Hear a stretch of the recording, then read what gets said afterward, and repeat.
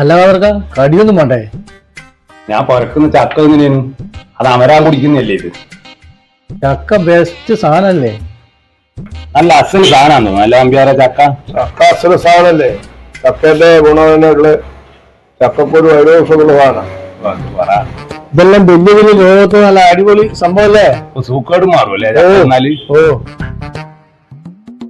ഞാൻ ടൗണിൽ പോയിട്ടെ. ആ പോയിട്ടു.